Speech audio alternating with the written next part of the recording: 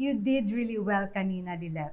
Ayaw lang umami ni Cons pero impressed din siya sa'yo.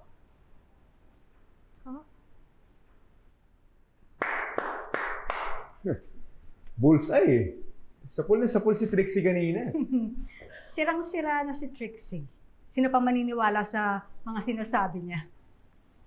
Pero hindi naman po napatunayan din na hindi na siya ni-rape ni Ina. Exactly. Since wala namang video na nagpapatunay what really happened in the room, what we have to focus on is destroying Trixie's credibility. Pero hindi po ba sobra-sobra na yung paninira natin sa kanya ngayong araw na to? Hindi. Pinapakita lang natin yung tunay na Trixie sa judge at sa mga tao. Don't tell us, kumakampi ka na sa kanila ngayon. I know it. Hindi naman po sa ganun, CRD. Nasa panig niyo pa rin po ako at hindi po magbabago yun. Naisip ko lang po, baka may iba pang paraan para maipanalo natin tong kaso. Tulad ng,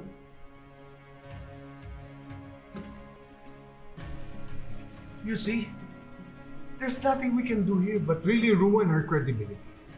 And since you can't sit on the witness stand, I was thinking that we should have Cess do it. Pero CRD, Lilet, ang layunan ng hakbang na ginawa natin para sa kasong ito. Ilabas na natin ang lahat ng bala na meron tayo. Please, Lilet.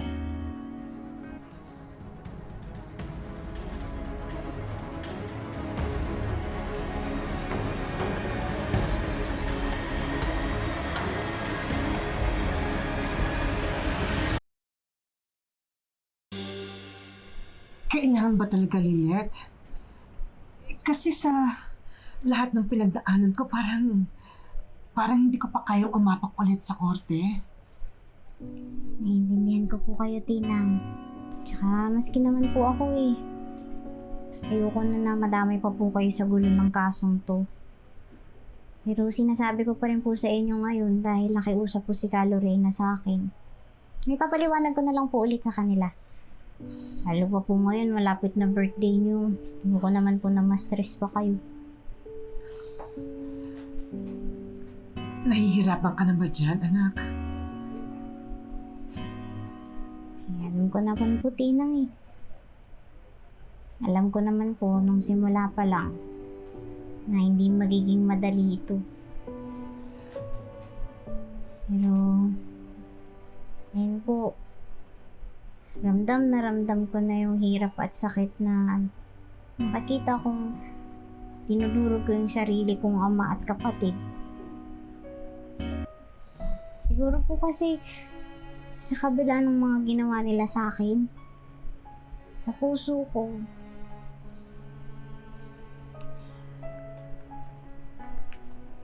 Alam mo, anak, napakalaki ng puso mo. Napakaganda ng puso mo.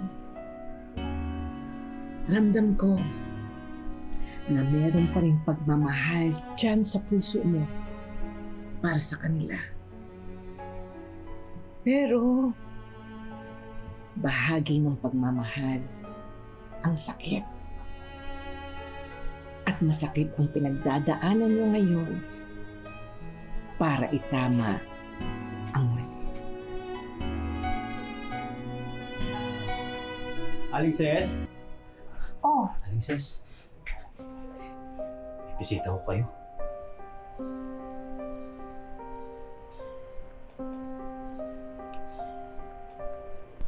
Lilet.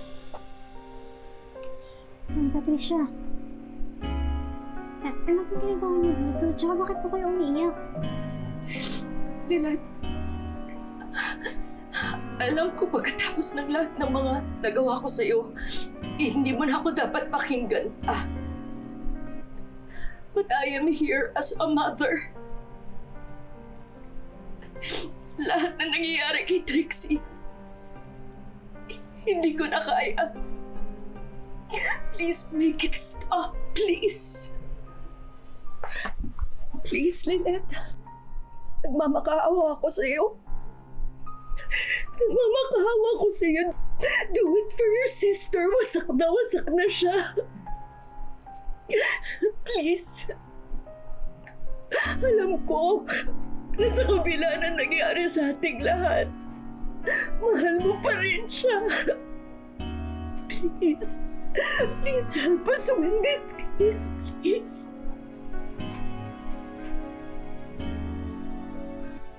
I'm sorry po, ma'am, pero hindi ko po magagawa yun. Pinagtatanggol ko lang po yung kliyente ko. Kung gusto niyo naman pong matapos na to, pwede niyo naman pong iurong yung kaso eh. Iurong? What about Trixie? Pero ma'am, hindi po siya nagsasabi ng totoo. Hindi po pwedeng makulong ng isang inosenteng tao dahil lang sa paghihiganti niya. No! Ikaw, Lelat, ang naghihigante! Lahat ng ito, parte ng paghihiganti mo sa aming lahat! Kaya nakakaya mo magsinungaling! At saktan si Trixie ng harap-harapan! Hindi po totoo yan. Stop lying! Sandali nga ho, Ma'am Patricia. Baka nakakalimutan nyo. Nandito kayo sa pamamahay ko. Hindi sinungaling si Lilet. Si Trixie ang sinungaling. Mga wala kayong utang na loob. Umalis na lang ho kayo. Kung magsusumbatan na lang tayo. Baka nakakalimutan nyo. Kayo ang maraming pagkakautang sa amin. Lalo na kay Lilet. Kung hindi pa ho kayo aalis sa pamamahay ko, kayo naman ang kakasuhan ng trespassing. Sige na ho. Umalis na ho kayo. Ayan ho. Layas! You will regret this!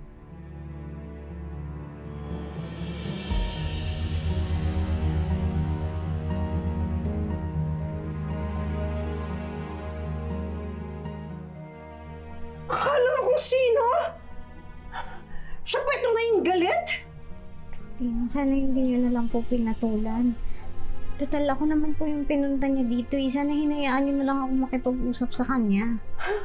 Hindi, Lilet! Kulang pa yun! Naalala mo ba? Nung pinalayas ka niya, iniwan ka niyang mag-iisa sa kalsada! Napahamak ka pa nga, hindi ba?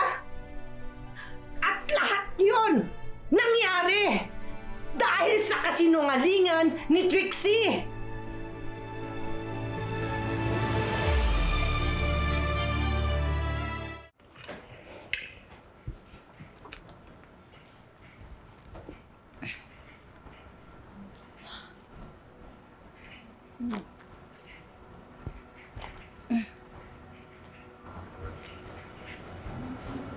Trixie, could you stop drinking? Please?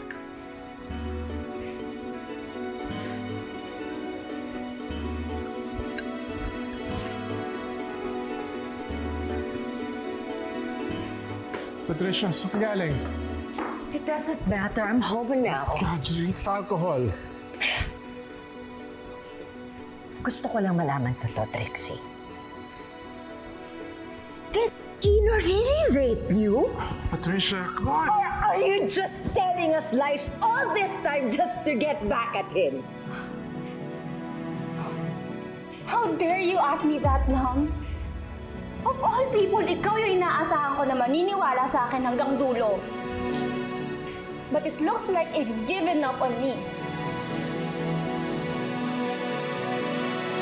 Trixie? Trixie, come back! I'm sorry! I'm sorry!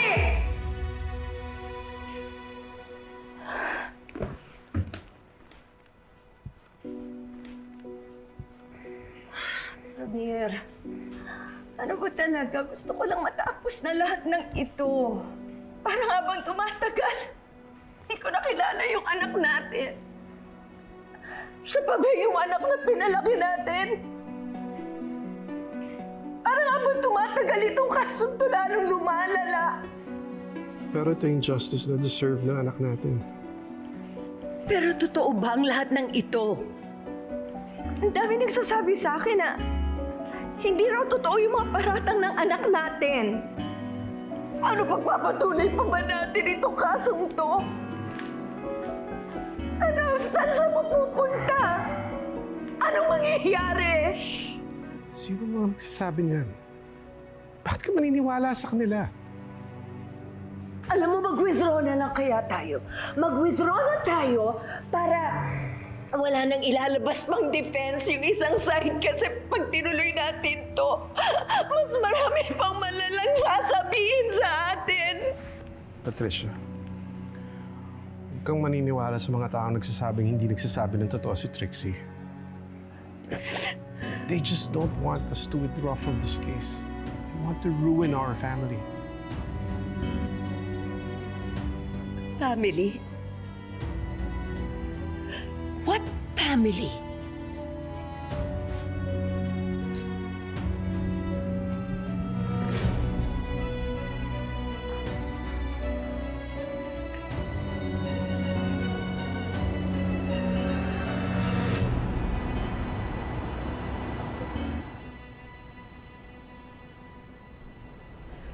Nakaka-istorbo ba ako? Mukhang lahat kayo busy-busy pa rin. Pinagluto kita ng pananghalian mo, kaya dinala ko na dito.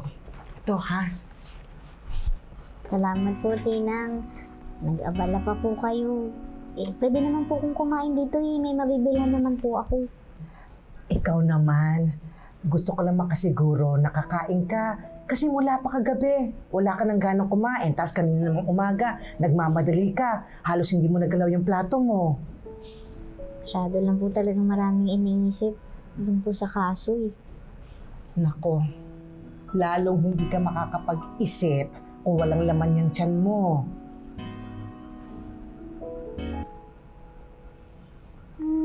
Alam ko na kung bakit may pakain. Anong alam mo? May pakain kasi malapit na po yung birthday mo. Tinang ako nga dapat yung magbibigay ng regalo sa'yo eh. Ay naku, Lilet. Hindi ko na iniisip yan. Alam mo naman, wala po ng mga kasambahay tayo sa mga ingano. Ayoko na ng ganyan. Matanda na ako. Hindi na kailangan yung mga handa-handa. Pero, kung mag-wish ako para sa birthday ko, yun ay sana mapanalo mo yung kasong hawak mo ngayon. Yun ang gift mo sa akin.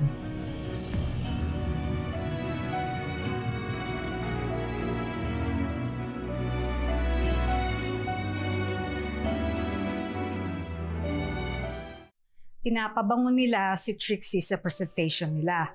They portrayed her as hindi sinungaling.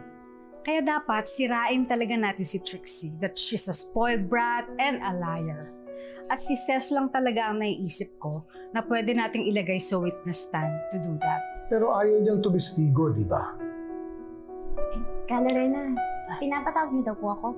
Si Tinang Ces mo, andito di ba?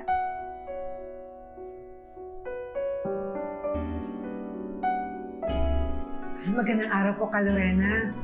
Attorney, pasensya na po kayo kung binisita ko si Lilet sa oras ng trabaho. Ay, hindi to tungkol doon. Maupo ka.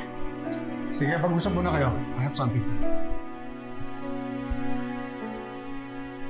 Sa totoo lang, buti nga na bumisita ka dahil meron sana akong hihilingin sa inyong dalawa ng Lilet. Nung hindi pa pinapanganak si Trixie, namasukan ka na sa mga engano. Tama? Na subaybayan mo yung mula nung pinanganak siya hanggang sa lumaki si Trixie. Hanggang sa umalis na po kami sa mga engano. With those years na nasa mga engano ka, kilalang kilala mo si Trixie. Alam na alam mo na sinungaling siya. Sis, kaya nga gusto sana kitang ilagay sa witness stand.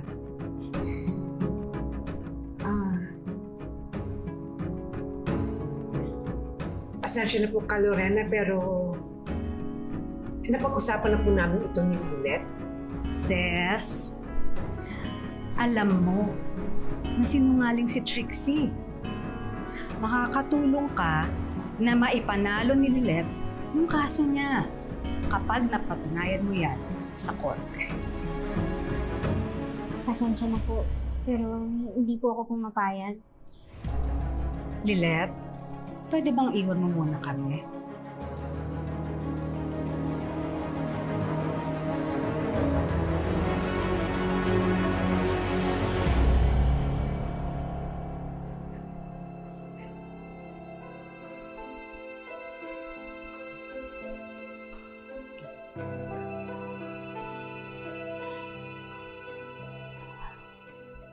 Hindi ka ba naawa sa akin?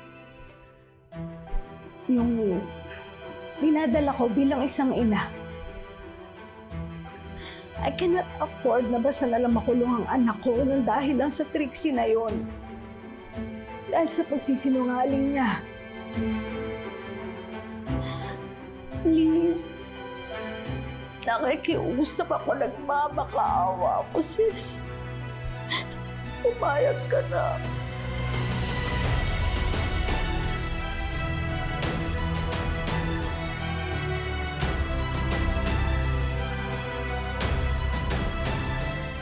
I don't want to say this, but I have been helping you and Lilette all this time. Nakapag-aral si Lilette at naging abogado. Pati sa paglaya mo. I did all that because you and Lilette mattered to me. Kaya sana wag mo naman akong pagdamutan. We need your help. Kapag manalo si Ino, karangalan din yon para kay Lilette dahil napalaya niya ang isang inosente.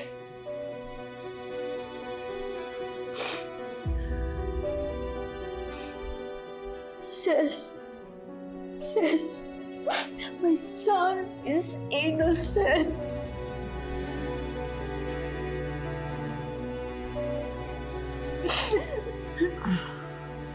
Tama nga po kayo. Hindi nga po kayo nagdamot sa amin ni Lilith.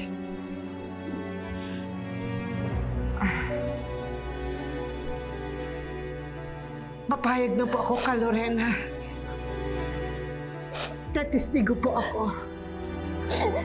Sarap. Sarap.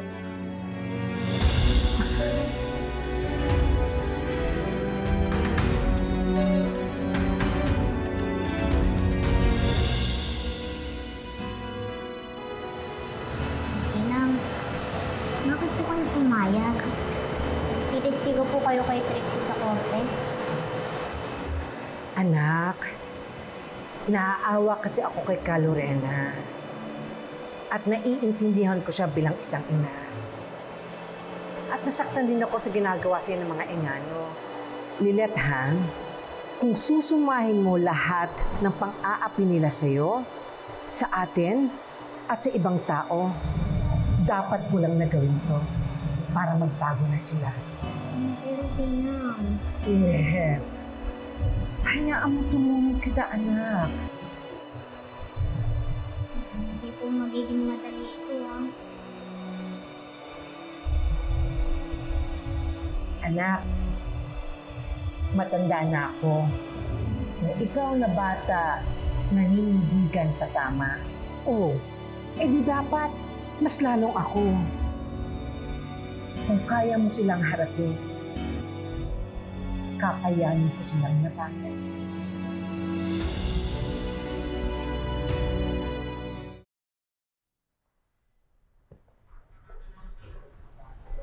Ina? Ano po ba kayo? Kinakabahan pero kaya ko to, nak. Thanks again for agreeing to do this. Don't worry. Nandito kami ni Lilette para lalaya ka.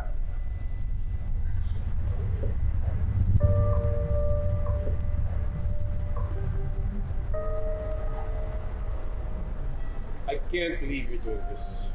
Ako rin si Ramir. Hindi ko akalain na darating ang panahon na magkakaroon kami ng pagkakataon para makakuha kahit paano ng konting hustisya. Sa lahat ng kasamaang ginawa niyo sa amin, lalo na kay Lilet. Tama nga pa. You're doing this to ruin us? Kung titignan niyong mabuti, hindi ko sinisira ang pamilya niyo. Bagos, inaayos ko. Sa mahabang panahon, naging punggad ng kasinungalingan pamamahay niyo. Sinimulan mo, Ramir. Sinimulan mo nang ipago mo anak mo, si Lilet. Ngayon, anong klaseng ama ka ba talaga? Kung kukonsintihin mo ang malaking kasinungalingan ni Trixie. I'm not lying! Sige, subukan mong saktan ang tinang ko. At anong gagawin mo? Hindi ba sapat na pinahiya mo kami? Matapos ng lahat ng efforts na ginawa namin para matauhan ka? Nako, tama na to. Let's go in. Sa loob ang totoong laban.